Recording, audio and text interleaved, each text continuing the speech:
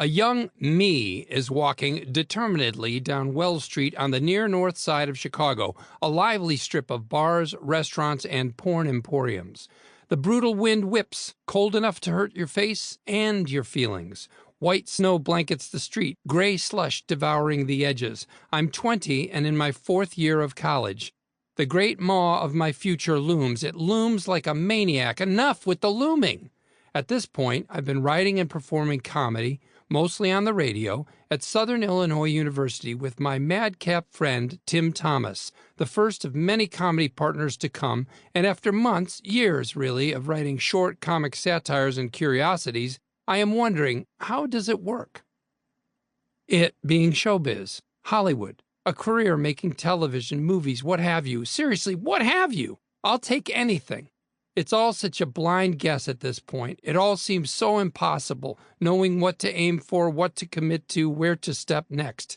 Nasty gray slush and potholes abound. In fact, forget what I said about white snow blanketing streets. There's no white to be seen. It's all gray, all foreboding.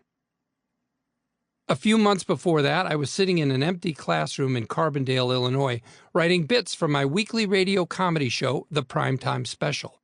Tim and I had a theme each week, but really it was just random comedy indulgence. I would write bits, type a few up, we'd record them, then we'd riff live on the radio for an audience of no one.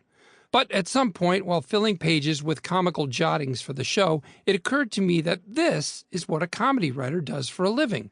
Fills the page, gets some laughs, fills another page. I've been doing this kind of stuff since my early teens.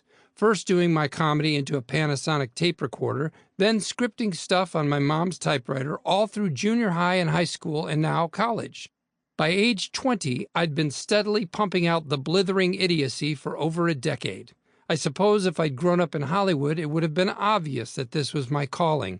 But where I was, in the particular family that I was in, it was far from obvious, and making comedy didn't qualify as a calling or a job or work, much less a career. But college was ending, and a choice would have to be made. This awareness of what I'd been actually doing with my time made me curious if I should, try? My interior monologue was the good old Midwestern glass-half-empty view. Young man, what are you going to do with your life? I could maybe be a comedy writer? A comedy writer? Help me out here. I can't see so good. Who do you think you are, Mr. Bill Shakespeare? I scowled at these hopes and dreams. It's how I was brought up, scowling, and coincidentally, it's one of the keys to writing comedy, being critical, skeptical, even being mean at times. The world deserves a swift kick in the pants. I believed that then and still do. But it was ludicrous to imagine going into showbiz. Beyond insane imagining it. Yet, what the hell else would I do? Find work in an office? Honestly, I wasn't real sure how you do that either. I'd used my college radio credentials to get an interview with the great Joyce Sloan.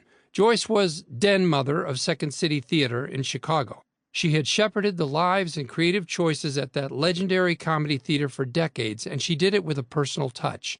Like if your mom ran a theater, but also if your mom liked theater and if she merely rolled her eyes at the smell of pot.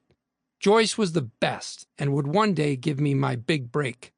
She was so nice on this consequential day, for me, that she gives me an hour of her time.